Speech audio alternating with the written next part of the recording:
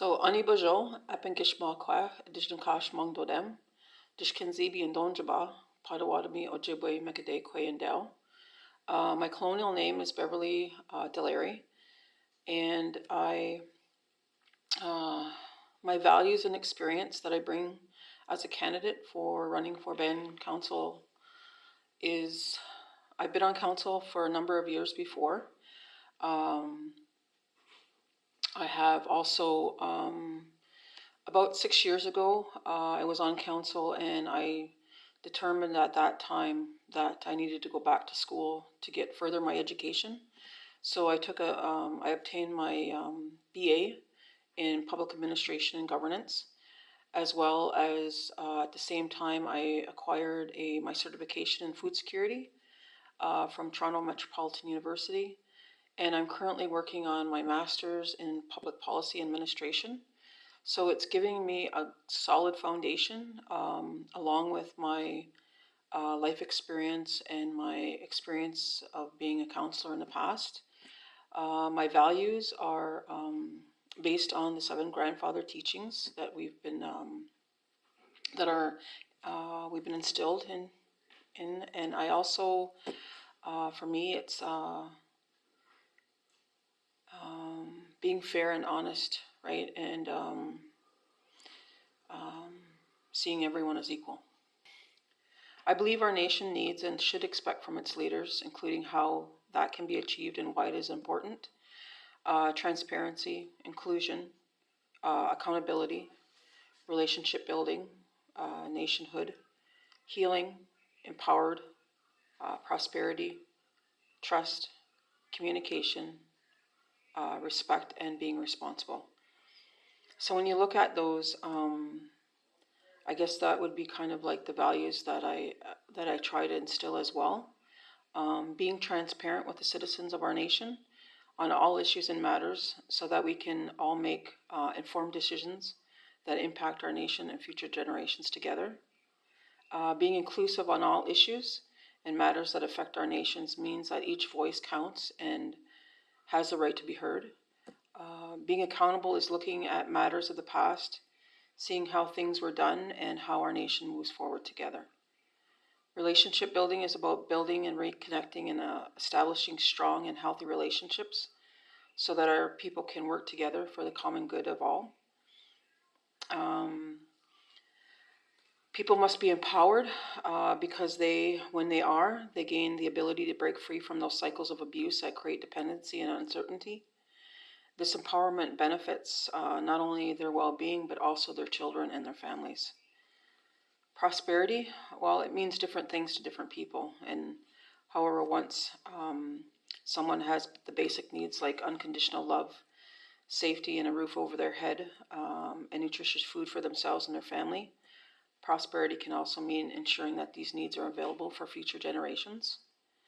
Trust is something that needs to be earned, and the only way that trust can be built is if people are willing to move forward together. Effective communication is vital for understanding the past actions, guiding current decisions, and shaping future plans. It involves using every available means to deliver information to our citizens who must decide the direction our nation should take. Being responsible involves following the policies and the laws and procedures established to ensure that everything is done in a fair and just manner for everyone. To achieve this, the information must be accessible to all, which fosters accountability and better governance. Respect oneself and others so that everyone is treated with dignity and respect, regardless of who they are and where they come from. And also, I really have to emphasize that this is just more than an election. It's about protecting and ensuring that our nation has and its citizens get what they need and deserve. The world in which we live is a constant threats from a warming climate, among other things. So we need to prepare ourselves now more than ever before then. And we need to ask ourselves what it is that we need to ensure that our people have what they need to survive and work towards ensuring that that happens for all our people. My schooling, which I've been involved in for the past 6 years, has allowed me to view things in a different way that are important and that hold great significance.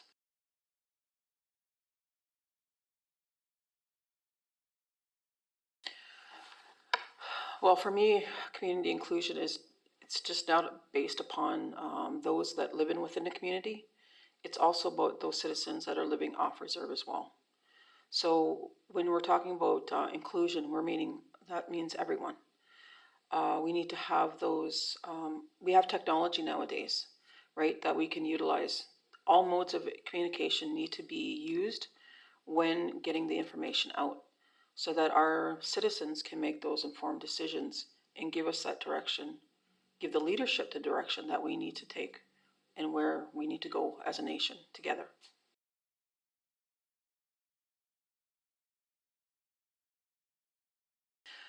Well, I have what they call an open door policy. So I make myself readily available. Um, my cell phone is on 24/7. I am also a mother, so your cell phone never gets turned off. Um, I, I, being on council from before, I know how important it is to be um, make yourself available to the nation, to its citizens. I think for me, it's I know what the sacrifices are that I need to make. I've discussed those with my families prior to deciding to run for the election. So, and they're well aware of what those sacrifices are going to entail. But I also know what the challenges are. I'm a full-time university student in my working on my master's. I will be done in December, but I also know that I've been in that boat before um, in the past, and I know what I need to, what takes precedence, and I know how to prioritize things.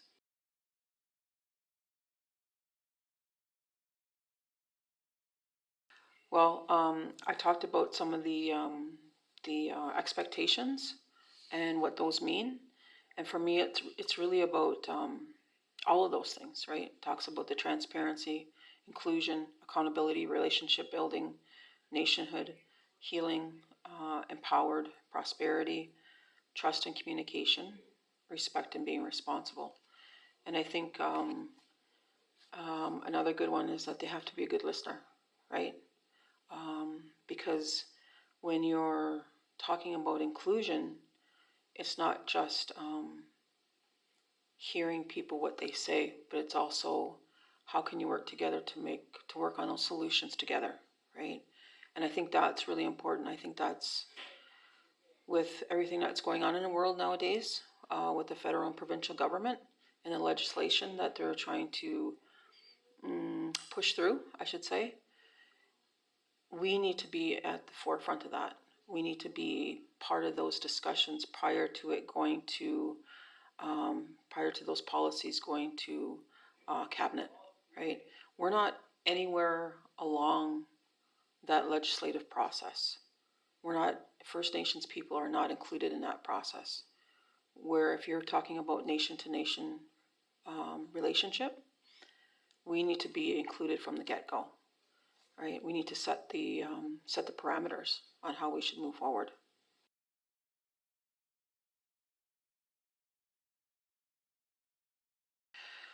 Well, to me, it's if you're in direct conflict when it comes to, I know we have a policy within a nation. It's for your immediate family, but I think for when you're really talking about conflict of interest, it's about making sure that that you declare conflict, that you get up and I know that the policy states you got to get up and leave the room, which that's fair. Um, but also for me, it's about it's more than that. When you're in a community within this community, um, everybody's related, right? So it's kind of difficult, and I think that's why they developed that policy and made it just it's for the immediate family. But I mean, like when it's directly involving family itself, that's when it's up to the person to declare conflict. And um, I think it's up to not only is it up to the person, but it's how you feel. Don't ever put yourself in that position where it can come back to hurt you in the end, right? So if there is a conflict of interest, declare it, get up and leave the room, and then make sure that it's noted in the minutes, right? So that you know you've declared it.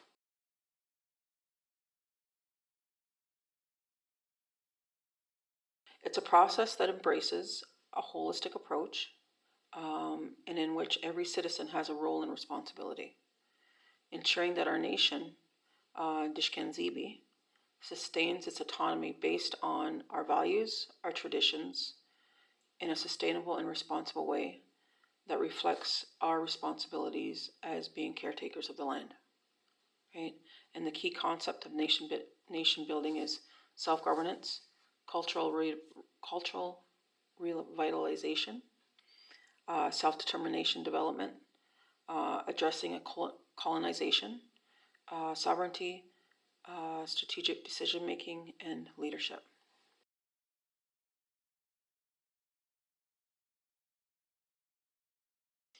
Good question. Well, we know that the Indian Act is a racist piece of legislation, colonial legislation. But if your First Nation is not ready, if they are not prepared for what can happen next, if there's no plan in place, then it's scary, right? And I've been away from this council table for 6 years. So a lot of things may have changed. I know when I left, we were talking about what the next plan would be if this were to happen. It's 6 years later. I don't know what has happened, but I do know that it was actually, they're amending the Indian Act right now, certain sections. And one in particular that I had done some research on was through, I believe it is Bill S2, I want to say.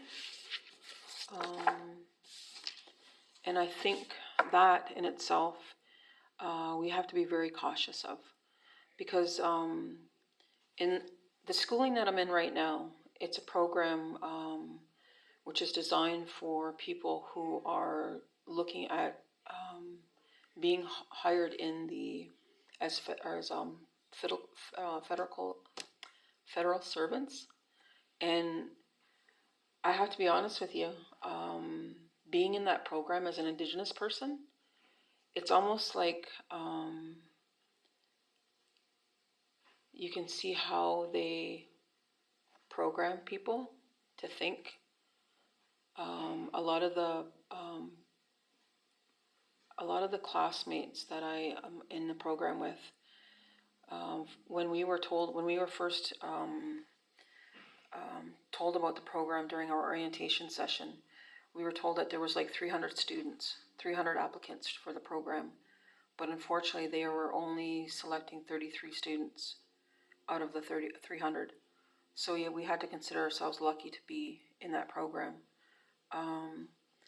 Myself being at that time being the only Indigenous person, I was, it's an eye-opening experience, because I can see how things are the way they are with federal and provincial government. The systems that they put in place, the mechanisms that they have that support those systems, and also the way they think and the way the policies are going to be written is dangerous. I was telling my mother this afternoon, we're living in a dangerous time right now. I don't think people realize how detrimental a lot of things are. When you're a counselor for a First Nation, you really have to, not only do you have to look at things that are happening within the First Nation, but you also have to be cognizant of what's happening outside of the First Nation. And you have to have a good grasp and a good understanding of how fast and how quickly things are moving. The days of, sitting back and thinking about it are over. They will not wait for us. And that's why we need to be kind of proactive instead of reactive. So this BC5 that, that happened, there was part of that legislative process, there are 8 steps that have to go through in order for something to become law. And where are the checks and balances in there? There is none for our people, unless we worked really closely. And I think for me, what was very eye-opening was that the AFN, right? We know those to be it's an advocacy organization, and I've been around this table long enough that I know that where the AFN started was the National Indian Brotherhood. And it was because of that National Indian Brotherhood that, and the time, and you have to understand, you have to take a look at what was happening at that time. They were creating those organizations because the government, and it comes back to the Indian Act. Within that Indian Act, Indians and were not allowed to get legal counsel. That was something that was, that was unheard of. They weren't able to do that. And again, that was a form of oppression, right? And the leaders of the day, they had said, you know what, we need to form an organization where we're united, and that's where the National Indian Brotherhood was created. From there, we look at the AFN. Now, through my research, I was working on this last night, but something for school, but there was a letter that was dated from our national chief on May 30th. It was sent to the Prime Minister. And in that letter, she clearly states that they are an advocacy organization. And the Premier, senior officials at the Privy Council office, they were under the impression, from what I gather from this letter, is that they were under the impression that the AFN could contact the First Nations. They could give the material to them and they would disperse and consult with them. No, I was glad that to read in that letter right off in the second paragraph, the National Chief said, no, that's not our role. Our mandate is to be an advocacy organization and under the direction of the chiefs. But that makes you wonder, has that message been echoed in the past? I don't think it has. And the reason why I say that is because in my courses that I took at school, they were under the impression that the AFN were the rights holders. And that's where I would get in discussions. Like, I'm glad I was in the courses that I was in, having the professors that I had, being in amongst those classmates, because those classmates that are sitting in that program, they're going to go on to be policy analysts. They're going to create policies for the government. We might even have the next Prime Minister in that course. Who's to say? So through my discussions in class in those courses, it was really good to hear from my fellow classmates saying that, you know what, the stories that you were sharing, the information that we were bringing to those classroom discussions, we got more out of those than we did for, reading an article that may have been written by a non-Indigenous person about Indigenous affairs. Well, to me, Creator puts us in different part in our path, in our journey for a reason. And my reason, I think, was to be able to have those discussions. Some professors and I butted heads, of course, because they were under the impression that's what their role is as the AFN. But I had to really be strong in saying, no, they're not. They're not the rights holders. The First Nations are the rights holders. So that's who the government needs to talk to. So I think until that education piece can be relayed to those government officials, the National Chief did it on May 30th of this year in a letter addressed to him. So that makes you wonder, has that message been echoed in the past? And from my studies in school, it seems like it hasn't been, right? Because a lot of those professors that I have are people that worked in the ministry for, some of them, 30 years, right? So it's really important that education piece be reiterated to them, and echo to them time and time again. And I think it's also like, talk about reiterating those, having our elders reiterate those stories when they sit down with those federal and provincial officials, government officials. Those stories need to be shared because they wouldn't know that, right? And that's where we need to educate them and tell them our story because, again, Canada is based on history, which is his story, not our stories, right? Which is the truths of the nation, right? So, yeah.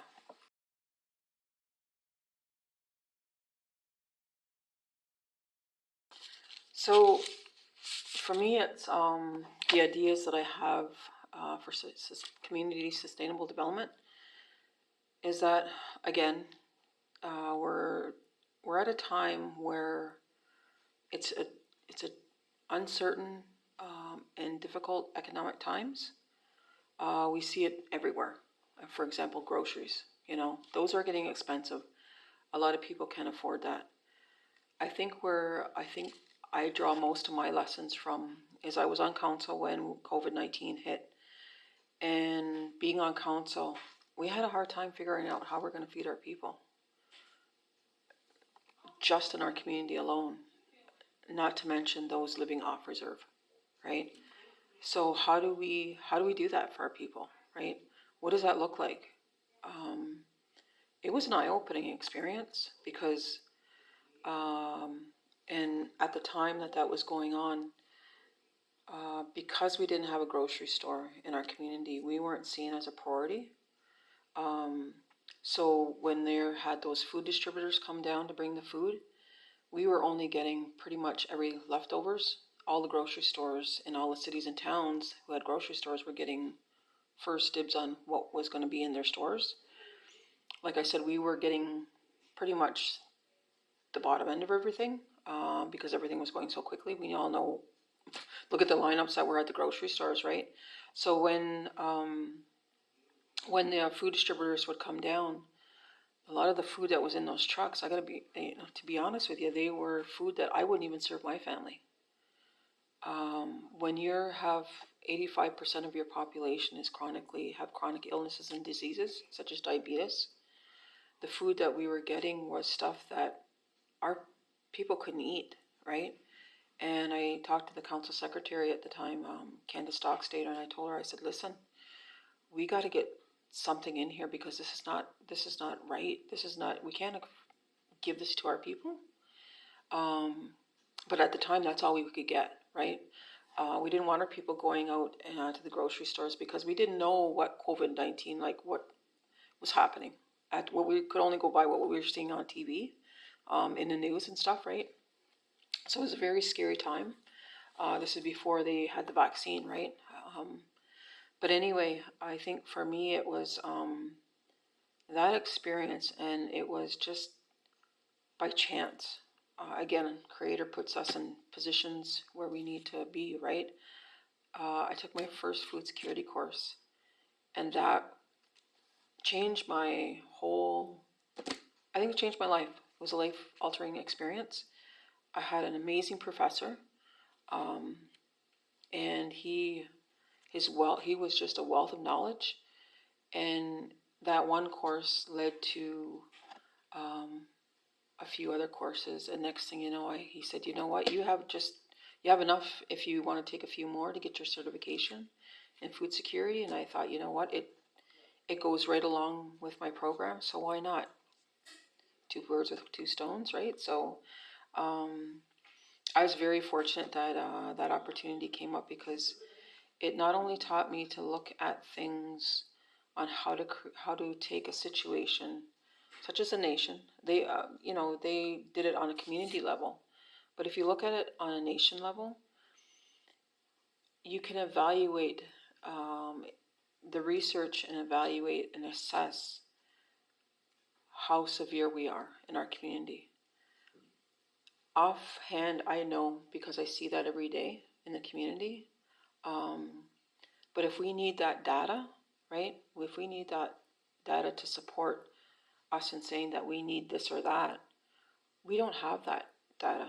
that's readily available. That's something that you got to develop. In that, I had an assignment in that one of the courses where I had to assess so many homes to find out what level of food insecurity there was in their home. Well, at that time it was COVID. You couldn't go knocking on people's doors. So I had to contact people on the phone and ask them a series of questions. So through that interview process, it comes back to the qualitative and quantitative data collection, right? So you're looking at that situation, but also once you get the data, you can use that data because there's so much money out there for from organizations, from government funding that we could access. So my idea, if I had a magic wand, if I had my way, we would start looking at land. The land that we have is all, like if you look at it, there's a map on the wall over there. It's broken up, right? As a Anishinaabe, that's not how we view land. And that you can see why our people are the way they are. They're disconnected. They're unwell. And it's because they have been disconnected from that. They don't have that connection to the land that they once did, like our ancestors did. So when we look at land, we need to think about it in the way that our ancestors did. So through a communal lens, because we have off-reserve members who want to come home. I used to be an off-reserve member for over half my life. Due to a relationship breakdown is when I came home 10 years ago. And at that time, I don't have any land, right? So I know the challenges that one faces when they want to come home and they don't have land. I don't want to see somebody struggle through that. After the relationship broke down, I went to a shelter twice with 2 young kids. I've been on social assistance. I think those life experiences have brought me a lot of, I can be empathetic to things that are happening, the crises and challenges that are happening, that people are facing. I think for me, it's taking a look at that land and going to the citizens and saying, listen, this is the challenges that we're faced as leadership. I know when I was on council before, the band only has a certain amount of land. The rest of it is all privately owned, right? A big majority of it is privately owned. The days of us looking at land through a colonizer's lens is over. We need to start looking at land through an indigenous lens. And what does that look like? That looks like we need to take care of that land. We need to be able to nurture it. We need to be able to take care of it like we're supposed to. We have band property that we rent out to farmers. And we get, a drop in a bucket compared to what they make off of the land. I think what we need to do is take that land back over, and start caring for it. A lot of that land's been farmed for like over 100 years, right? So we don't know what type of chemicals and pesticides they've been putting on that land. It wasn't until recently, I say probably about, like I said, I've been away for 6 years.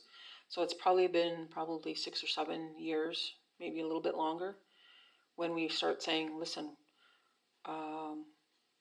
we care about what you're putting on our land. So we're going to start monitoring that. Whether they actively go out to the land and take soil testing to see if the farmers are actually doing as they're supposed to be doing, we will never know, right? So we got to be able to take that land and basically nurture it back to health. Because when you overtill, you're taking away the nutrients in the soil. When you're putting in pesticides and chemicals, you're also damaging that soil. So there are natural ways that you can rejuvenate that land.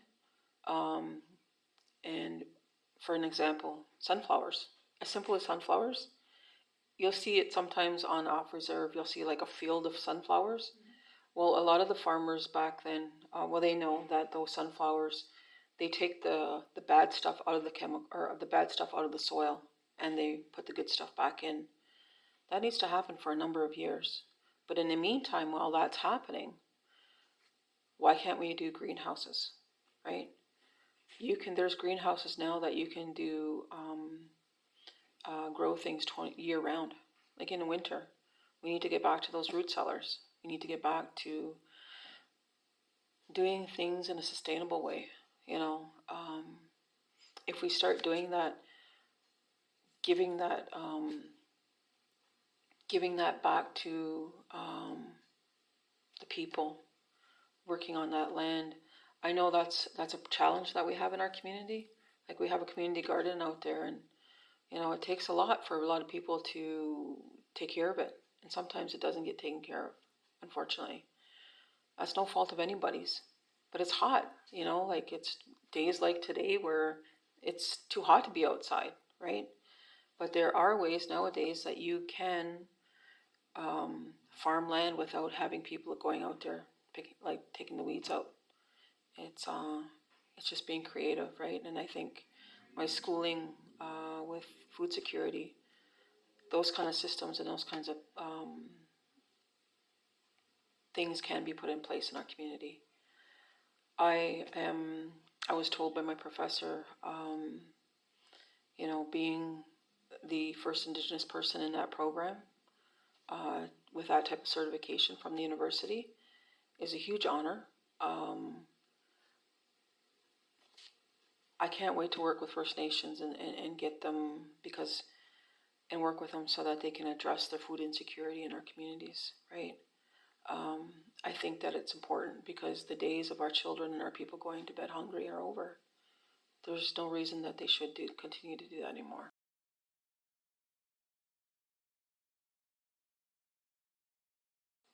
We have a drug crisis in our community.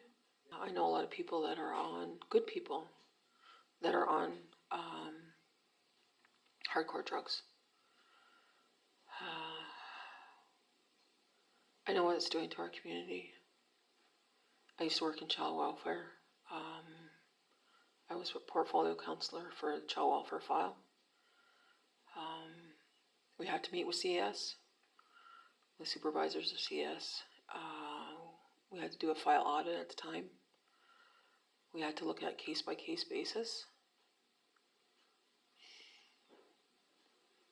So I know all too well when it comes about what the effects are of the hardcore drugs do in our community.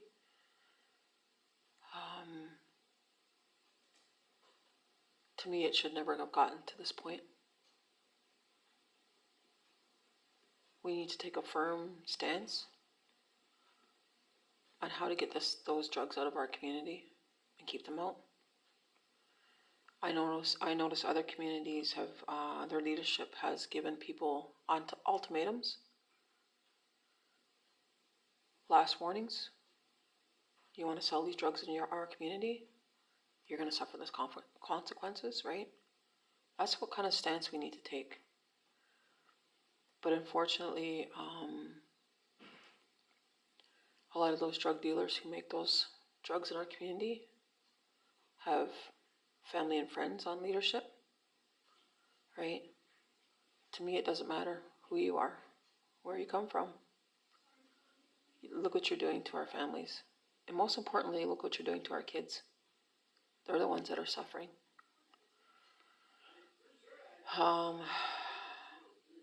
Those ones that are taking the drugs, they have a choice, right? It comes to a point where they can't make that choice anymore. When it comes to our children, they don't have a choice, right? They suffer. The school may be the only time that they have a meal during the day. Well, actually 2 meals because they serve breakfast, lunch, right, and snacks. It needs to change.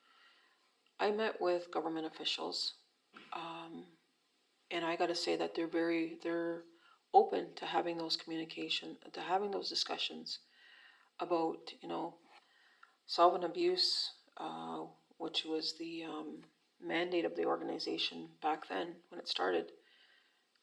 That was something that was that every First Nation was dealing with. But nowadays you have these hardcore drugs. And I was told at the time that, if we go that route, that we're going to take a hit to the funding. You're not going to get as much funding as you would if you were to operate as a self and abuse treatment center. So, but I think when I talked to the board at the time, I said, the government, the provincial and federal government, they don't care whether we live or die, right? That's the unfortunate truth. We need to start looking at taking care of our own the way that we know how, because they don't know how to take care of our people. We just have to look at the residential school era, the 60s scoop. That's what they thought as taking care of our people. And look at the damages and the intergenerational trauma that came of it, right? So if we need to take a hit in funding, and we need to pull our resources together to offset some of those expenses, to offer that type of facility to our people, then let's do it. Those are the commitments that we need to make. When it comes to our people, no judgment, right? I mean, that can happen to anybody, And I think for me, the humbling experience I had for me was when my relationship of 25 years broke down. I found myself homeless with 2 young children. Where was I going to go? I didn't have anywhere to go. I didn't have a healthy place for me to take my kids, my 2 daughters at that time, who was 1 and 3, sorry. And it was very, thank goodness that the Oneida Nation they had a shelter where I could go to. They took very good care of us, right? I was there for 3-4 months, and then I had to leave because of their policy, right? But I returned afterwards. I think what needs to happen when you're talking about addictions is that you need to wrap all of those services around those people. You have to give them every support. So if they, let's say for example, if there's 2 people in a home that have an addiction, and but first of all, they need to want to be able to be healed. They want to be able to have that. They have to come to that determination themselves, right? But when that happens, we have to react almost instantaneously, right? Because if we don't, they can easily change their mind. So when that happens, and that's where workers would work closely with those families that are struggling with those addictions. And we all know who they are in our communities, even off reserve. Same applies to them as well. They should be able to say that, listen, I have a family member here who is battling addictions. How can we help them? So when that happens, you almost have to have like an intervention, right? And when that intervention happens, if that person decides that, yes, I want to go, I'm tired of living this way, I want to be able to get myself healed, they should have that opportunity to say, okay, listen, there's a place for you, right? We need to create that place for them. And if it's not, if that facility is full at the time, then we find some place else for them to go. And I don't mean 30 days, 3 months.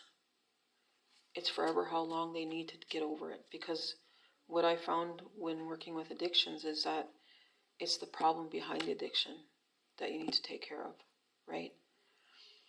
And once the person goes through that treatment, gets that healing that they need, gets that help that they need through our ceremonies, through sitting with the elders, being out on the land, there are places, good places that exist that they can go to.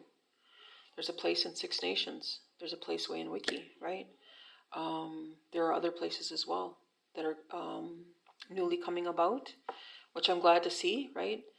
Those are the places that we need to send our people, so that when they're gone, and this is the thing this is really the crucial part, because when a person, some of those places you have to go through detox, right? Well, what I find is that when they start at detox and before they can get into treatment, there's a waiting period. And during that waiting period, that's when we lose people, right? That's when they relapse and go back. That's where you need to have that place where they can go to, right? After they detox. So they're not putting them back in that environment, that same environment that got them into the addiction, because they will.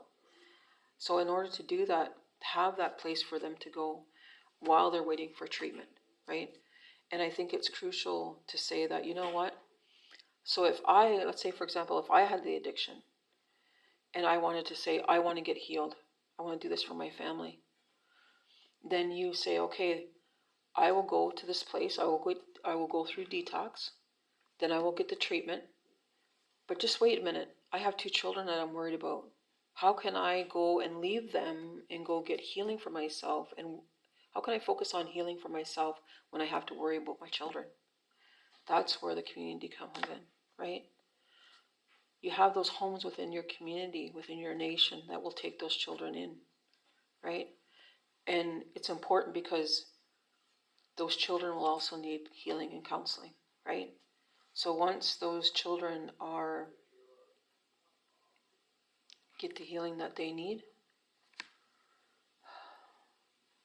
the person comes back, the family is reunited, the community has a feast, we celebrate it in a way that it's like a celebration, and it's a chance for those people, for that person to say to the community, that is who I was. These are the wrongs that I may have done. These are the people that I may have hurt. But I deserve a second chance. I've done the work on myself. And this is where I am in my journey right now. I'm doing this not only for myself, but I'm doing this for my family. And their children are there. So once they see that and the community celebrates that, what are the next steps, right? So the next step should be is that when there's employment and training opportunities available, that person should have access to that. If there's a house available, that person should have access to that. If there are employment opportunities, that person has access to that. They're considered for those things because it's almost like you're not only supporting, but you're rewarding that person, right?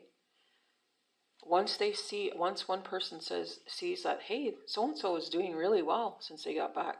You know, they got a new job, or they've been training, or they've gotten a place to stay, and they're doing really well. And if they can do that, then I can do that. I want what they want, right? And it's almost like it can happen for everybody. It's a long process. It's almost like you're taking someone's hand and you're holding their hand through that process. But when they're ready to go on their own, you don't just leave them. You walk with them so that if they fall down, that you're there to pick them back up.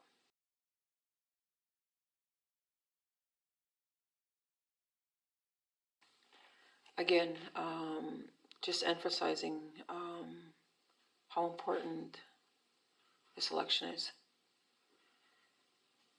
The days of, voting for a family member because they're just your family member or because they're your relative or friend, those days are over. We've seen that that's not productive, right? You have to vote those people in that are willing to make those sacrifices, who know what the challenges are, who are willing to do the work. It's a lot of work. It's not just an 8 to 4:30 job or something that you can turn your phone off because you don't want to, be bothered on the weekend. It's a 24/7 responsibility. And it is a responsibility. It's not a job. It's a role and a responsibility that you embark on. And I think my schooling,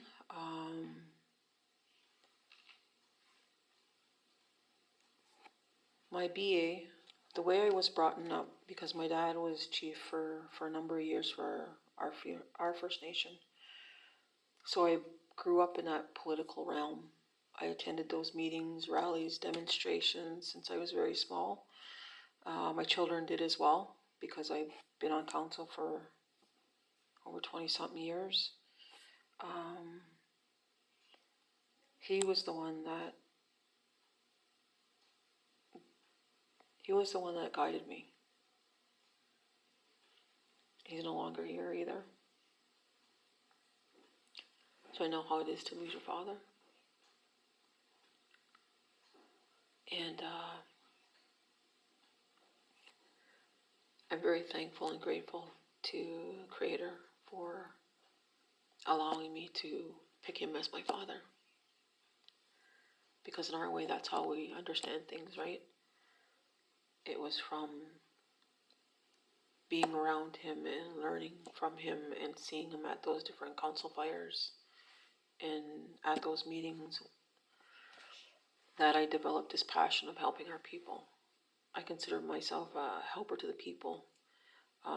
It's a role I take on very seriously. It's not something that that runs for 2 years, or, it's 24/7 all the time, 365, or however we want to say it. I've always been that way. I'll continue to always be that way.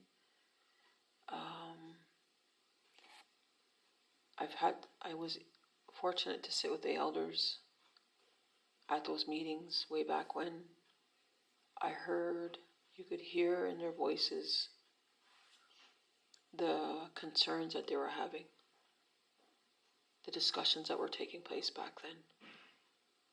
And it's something that I would never thought that I would see in my lifetime, a lot of the things that they were talking about happening.